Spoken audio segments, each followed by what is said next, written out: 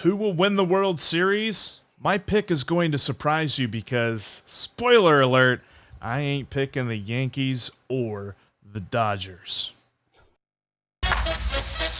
You are Locked On MLB, your daily MLB podcast. Part of the Locked On Podcast Network, your team every day.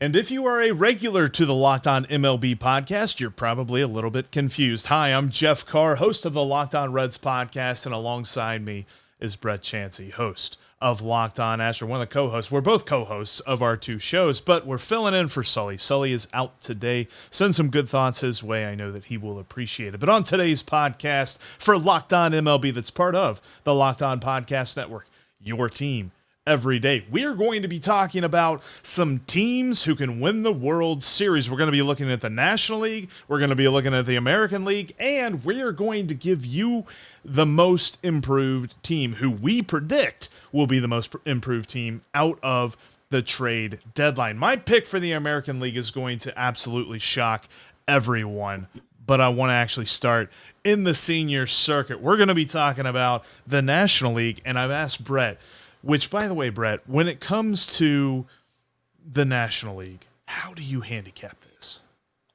You know, the National League is a funny animal because if we talk about painful memories we have from last October, a surging team, the Atlanta Braves, and with the very topic that we're going to discuss at the trade deadline, took care of 4 players, signing them who actually played key roles in their blustering of the National League, making it to the World Series, and taking out who we thought was the favorite. Even the Locked On Braves, I mean, every news media outlet, oh yeah, it's going to be 4-1 Houston. This year, I'm sticking with the team that I picked in the preseason to be in the World Series for the National League, in the New York Mets. I just think the New York Mets, they've got Max Scherzer back. They've got Jacob DeGrom back. I mean, how do you beat those guys? And I know our team, the Houston Astros, have swept them in the regular season, but they did that without Max. They did that without DeGrom. And if you get into a tussle with that team and you have those two pitchers on the mound, it is unbelievable what you think the Mets could unleash. And I know some people say, but they're the Mets. They go to the playoffs or they have high hopes, and they just don't ever quite finish the job. Or since 1986, they really haven't done anything. And so the Mets are still my team, my favorite. They are 7-1 odds to win the World Series. But I just like what they have over there. I like the pieces. I think they've done a quality job. Showalter's done a quality job.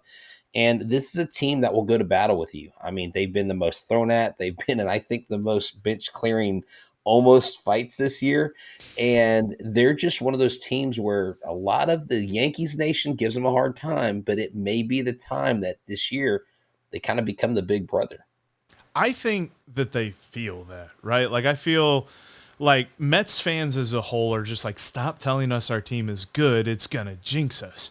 And then you've got Yankees fans just like, there's no way the Mets could be good. In fact, if you ask our own Stacey Gatsoulias over at Locked On Yankees, she wants nothing to do with the Subway Series because of what it could mean if the Mets actually win the Subway Series. But I'm with you. The Mets look like just a ridiculous team. And it's something where I feel like I've kind of gone up and down. It's been a roller coaster of a year when I watch the New York Mets, because they're in the middle of May, early June. They look like the best team in baseball. Like, nobody was going to touch them.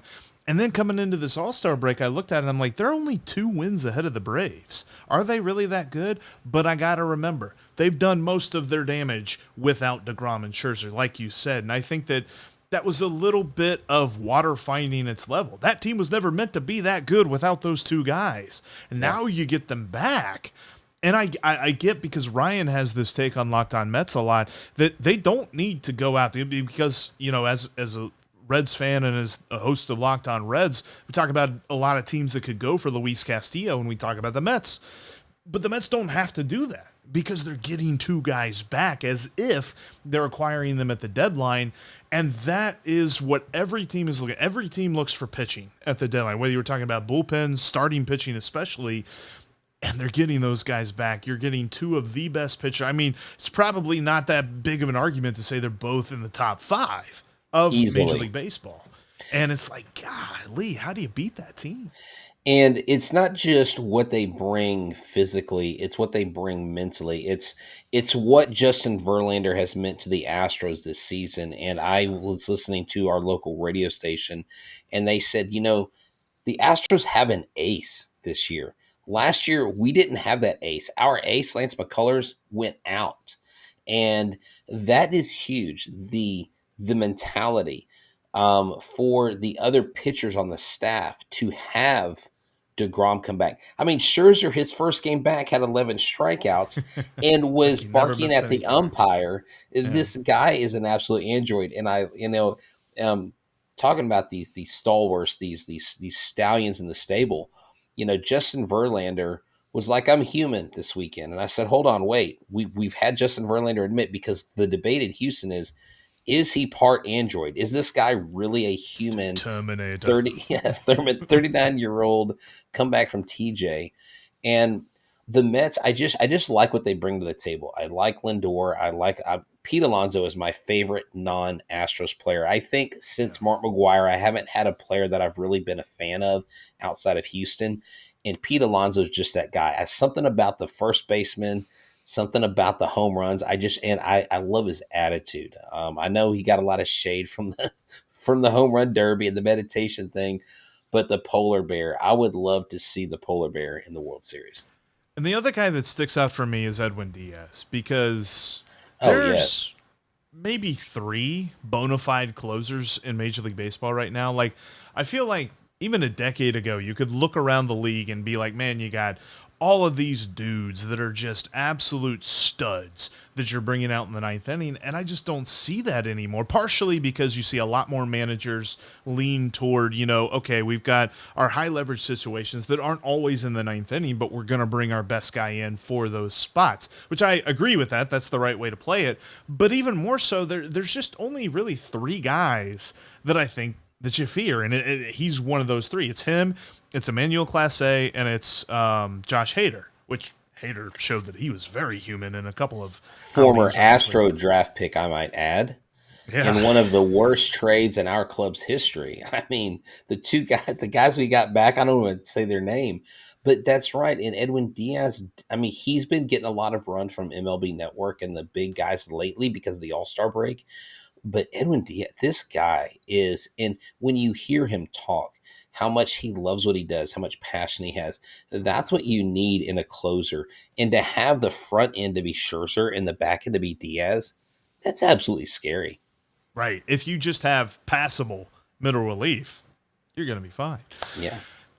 With that being said, there's another league, and I've got a take for you that doesn't involve the New York Yankees winning the World. I'm sure you're going to like hearing that, but I'm going to tell you exactly who that is after I tell you the best place. Brett, do you know the best place to get your next special piece, your next piece of jewelry? If you're looking to celebrate a special moment, or if you know somebody who's about to pop the question, where would you send them? I'd send them to BlueNile.com. They have been around for quite some time now, and where they had the name and the understanding that they were for high-income adults, that was really their main audience since 1999, males 25 and over. The bottom line is this: you call BlueNile.com, you look them up online, and they will help you because they have experts. They have experts kind of like the Locked On Network has experts for each team. They have experts for diamonds. They will let you choose the clarity, the size, the shape, and it will be a one of one. My son recently ordered some Nikes on Nike ID, and he got to make his own shoe, and it was one of one. And imagine an engagement ring, one of one. Imagine your fiance being able to share the ring of her dreams with her family and friends, and or that anniversary piece, or just find jewelry for a special occasion. And what's really cool right now about Blue Nile is they've got a special anniversary edition or anniversary sale that I want to tell you about. But before that, realize that they're on hand 24/7 to help you. If your order for some reason you get it's not perfect, that's okay, no problem. 100% satisfaction guaranteed. So you shop stress free. When you go to BlueNile.com, check out their anniversary sale. Save up to 40% on classic fine jewelry pieces and 25% on engagement ring settings. Plus, every order is insured, ships free, and arrives in discreet packaging so it doesn't give away what's inside. Shop stress free and find your forever piece at BlueNile.com today. I don't know about you, Brett, but there's a lot of Amazon boxes that hit our patio. So it'll be good if a box that doesn't look like we already know what's inside is sitting there. And Blue Nile is going to do that for you. That's right. You know, Locked On has you covered on all the different sports. And with the NFL training camp coming up on us, we are looking at the top 50 line movers, the top 50 most valuable players whenever you're talking about BetOnline's point spreads for Sunday games and Monday night and Thursday night games. That's going on over at Locked On NFL right now. All week long, they're breaking down the top 50 players. Pretty sure Joe Burrow's in the top 10. Hooday! But there's lots going on there at the Locked On NFL Top 50 special. Thanks again for making Locked On MLB your first listen of the day. We're free and available on all platforms, part of the Locked On Podcast Network, your team every day. We've been talking about teams who can win the World Series as the second half gets started here for Major League Baseball. We talked about the National League. The New York Mets are our pick. Because I agree with you, Brett. I think the New York Mets are the team from the National League that can win the World Series. Here is, and this is a little bit of a tease and a little bit of a spoiler, I guess, more than a tease, to who I believe is going to be the most improved team out of the trade deadline. I think the Minnesota Twins are going to win the World Series. And there's a lot of folks that probably have the same response that Mets fans have to us telling them that their team is good, because the Minnesota Twins have been designed for the New York Yankees to beat in the playoffs. I'm pretty sure every Yankees fan has ever thought that in existence, including Stacy. And Stacy is probably the most rational Yankees fan in the entire world, which, by the way, check her out on Locked On Yankees. But when I look at this Minnesota Twins team, I see a team that is going to easily come out of the AL Central. The AL Central is a very weak division. I don't think that there's any worry that the Twins are going to lose to the Guardians here. The Guardians have looked pretty solid, but I think that they're a wild card team. The Chicago White Sox are not sneaking up on them. I don't know what's been going on there, but I think I'm going to blame Tony La Russa because I don't really care for that guy.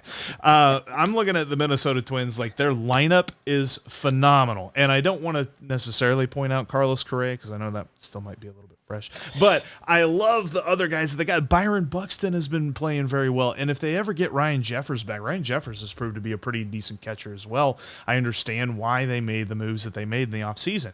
But more than that, I think they're going to make a move, and I kind of think they're the team that's going to land Luis Castillo, and they're going to add him to the rotation, and I think that that is the team that is going to come out of the trade deadline as the most improved team, because I firmly believe, and it's a little bit of bravado and a little bit of homerism, I understand that, but whoever lands Luis Castillo is going to be very well poised for the World Series, and I think this is going to put them on the track that they need to make it there.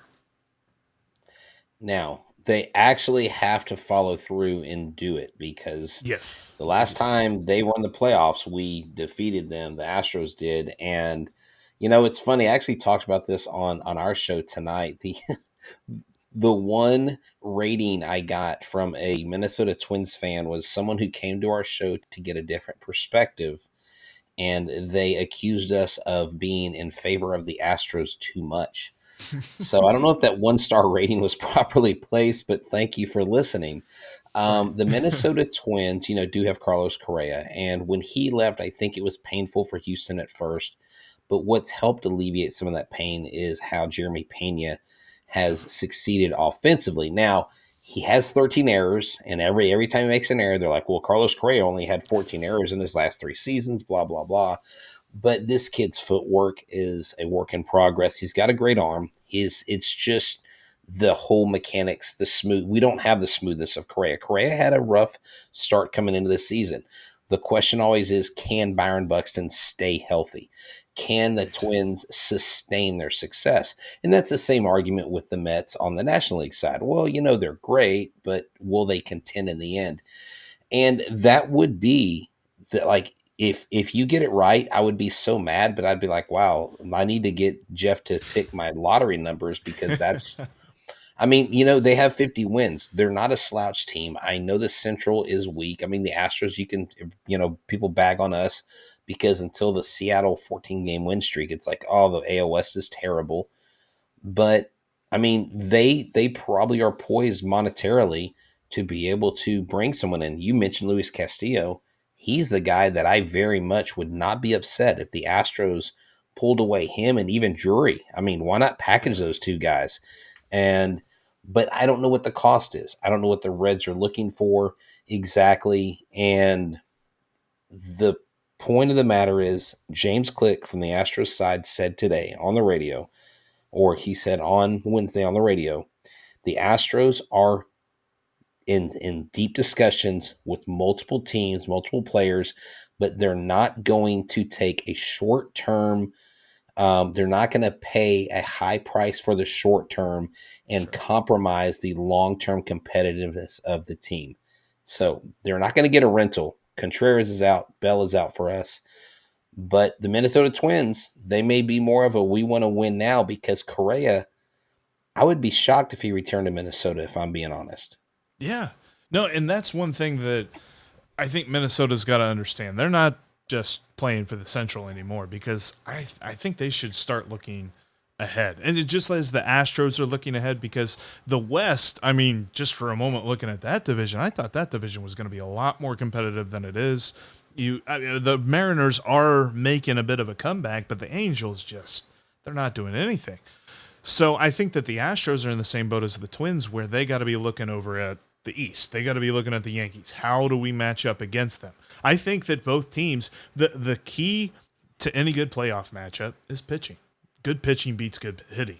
And I think that the Astros have pretty good pitching, and I think that the Twins, if they make some moves, have some pretty good pitching, because they have Sonny Gray, who, kind of like you said with Byron Buxton, if Sonny Gray can stay healthy, he is going to be an asset for them. They have a resurgent Chris Archer, who has pitched a lot better than he did his final couple of years in Pittsburgh.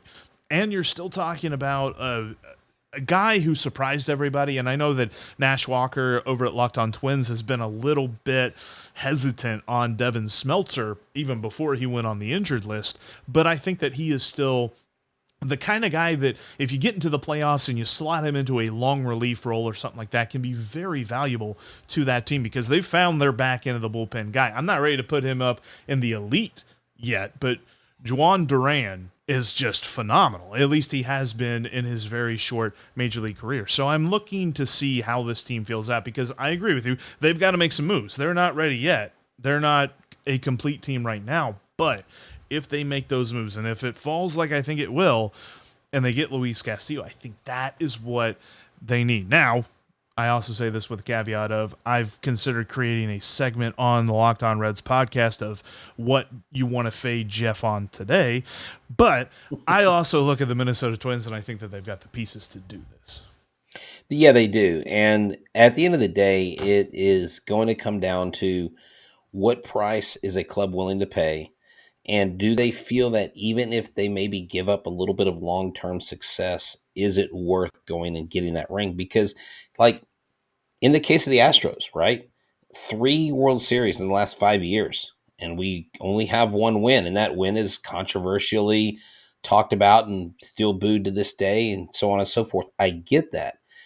But there are a lot of people in Houston that will say, I want to win this year. I don't care about 2 years from now. I want to get another ring, because I'm tired of going places and someone calling me a cheater. Like, we get it thrown on us as if we were a part of this grand scheme, you know? So at the end of the day, people are going to do what they do. But the Astros, I think, I don't know. I wish they were more pressing about it. And the Twins may be, but this is what's odd about this trade deadline time period. I don't know what to believe, Jeff. I hear Right. reporters and I hear these guys that go out there, and I try my best. not to speculate. Even if I talk to people that I think may have a little in on something, I try not to put stuff out there because I don't want to be that guy. But some of these reporters, I feel like, run interference for some of these agents, and you never know. But hey, here's a little AL West joke.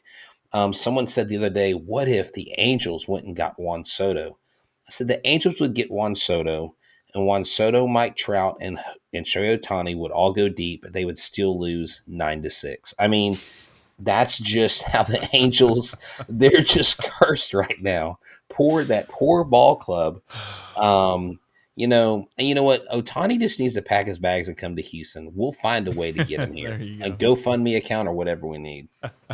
Whatever the Angels did to just absolutely piss off the baseball gods. I mean, the Hopefully they can league figure it out. created a rule for their star player, and they It still still can't doesn't help. win.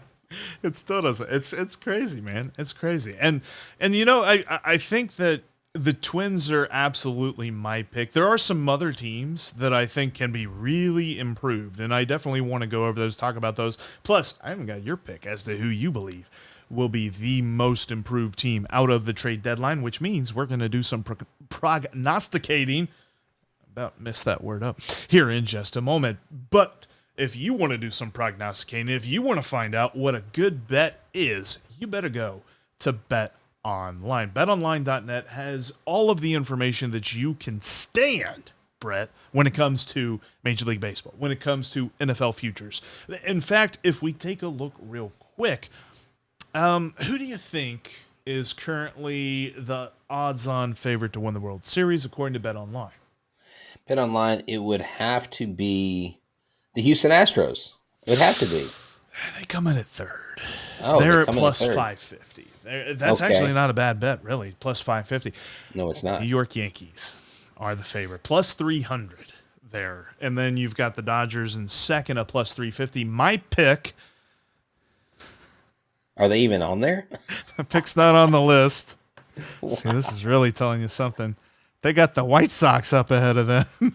Wow. Boy, you can go get your sub. Maybe you should fade me on that. But yeah, I might throw a couple bucks on that just to see what happens. Yeah, throw a little Rodney Dangerfield. No respect. No respect. No respect at all.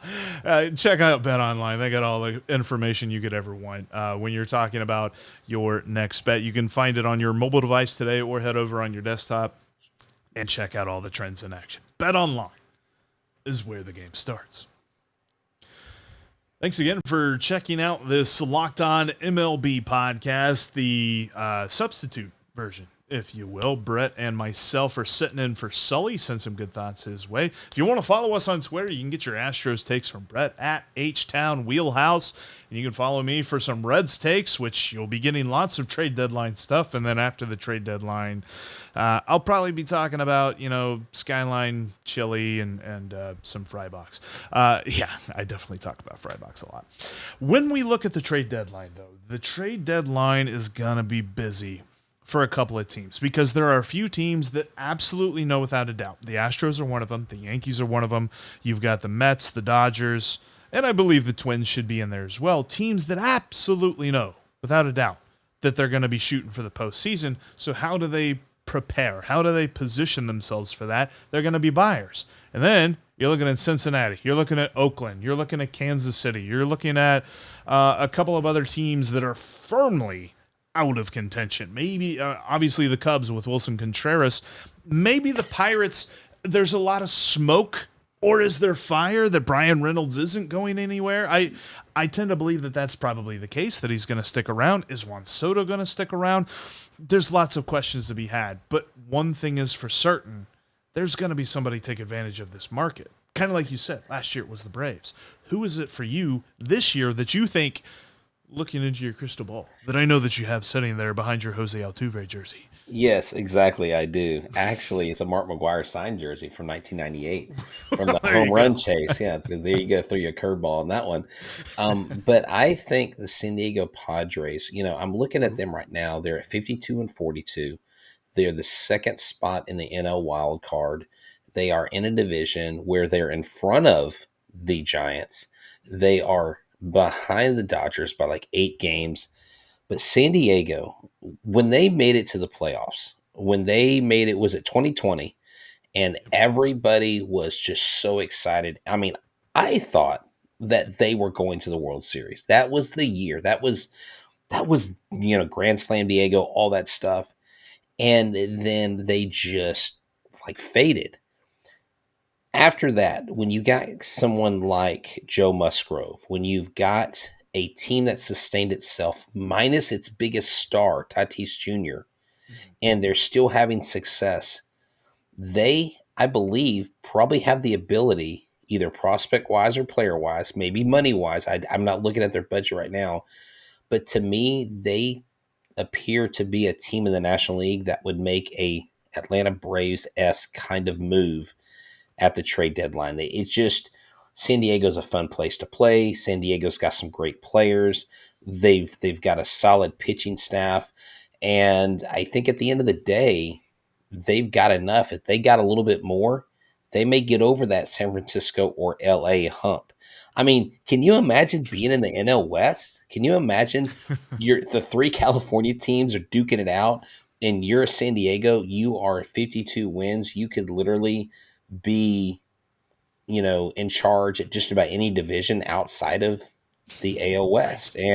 But I think they, to me, make the most sense. Now, sometimes the things that happen at the trade deadline don't make sense. I'm hoping the Astros make an absolute king move and go get Luis Castillo and have an impact on this team, much like Justin Verlander did in 2017. I think we are finding that we need to do a Reds Astros crossover and We do. talk about what a deal Well, would and look we have like. a lot. We have a lot in common. We have a lot of commonalities. Milo Hamilton, Bill Brown, famous announcer. We've actually interviewed him. Joe Morgan. I mean, Joe there's Morgan, all yeah. kinds of Houston connections. And I was at Johnny Bench's last game that he played in the Astrodome. I was there. Nice. And one more Reds connection. My first and only foul ball that I caught. Well, my first foul ball that I caught when I turned 14 years old. Todd Benzinger of the Reds. Chris Saba was playing for him. Todd Benzinger hit a foul ball. I caught it in my hat in the Astrodome, and I got Jerome Walton to sign it that year. He turned out to not be great, but he was Rookie of the Year from the Cubs. So there you go. There's my Cincinnati connection. Todd Benzinger caught the last out of the last World Series that the Reds won back in 1990. There you go. No, yeah, that would be an interesting thing. And you mentioned San Diego, though. I mean, also really great brunch spots in San Diego. They got a lot of brunch. Oh brunch. yeah, and the weather is phenomenal. I mean, if I were any player, I'd definitely go there for the weather, but the brunch too. You got to check. They're loaded though with prospect capital, and it depends on what their front office's appetite is for something like that, because I feel like they have like done all they could. They've been the little engine that could out in the NL West, trying to do everything that they can to keep up with the Dodgers over the last couple of years, and they're still just right there. And I feel like if they go a little bit further, because they're going to get, I'm pretty sure they're getting Tatis back at some point this year. So if they get him back for a playoff run and they make a big addition in the trade deadline, I think you're right. That could be very interesting to see what they do in the National League. And kind of like I said, I think the Twins make a big splash. I am interested to see what the Dodgers do, because there's a lot of reports that they are not going after a king move. They're not doing a Scherzer, Trey Turner deal like they did last year, which it's not like they really need one, but I don't think standing pat is going to do them any service. They've had a lot of injuries, and they're not sure when Walker Buehler's coming back. Is Dustin May even going to be a part of that rotation or a part of that pitching staff for a postseason run? There's a lot of things that they really need to look at and probably fill. And if they stand pat, is that going to be the best thing for them moving forward? I'm not. They might lose sure. a step. Yeah, they might lose a step. And maybe the Padres are tired of being the LA Clippers of West Coast baseball. I mean, it's very true. I'm very intrigued to see how it all goes out, because we're talking about the trade deadline. It's going to be busy. There's going to be a lot of good stuff going on, because I saw something the other day, and this is a topic for another show, but 18 of the 30 NL team, or of the 30 Major League Baseball teams, are at least 10 games out of their division as of right now. Wow. 18 of 30. So I know that there's a lot of talk. Oh yeah, they added another postseason spot.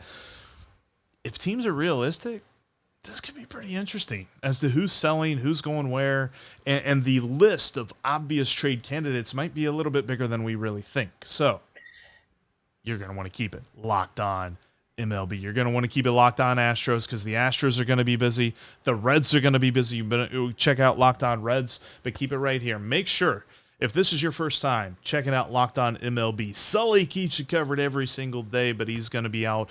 He's out today, and I think he might be out tomorrow. So make sure you send some good thoughts his way. He'll be back on Monday for sure, though. I believe anyway. I might have spoke out during that. Anyway, check out Locked On and make sure that you're subscribed. Boy, I'm really botching this. Brett, you know what? You close it, man. All right. Well, here at the Locked On Podcast Network, we just try to bring you the best takes and the most informed takes. We may not know every single ins and outs of what is going on, but you can know that when we bring you the information, it's been vetted, and we are here to be your everyday podcast spot for your favorite team, whether it's the Orioles, the Mets, the Astros, the Rangers, or the Reds. We got you covered no matter where you are, in your car, in your private jet, or on some Alaskan cruise. You can check out Locked On Astros or Locked On any team, Reds or MLB.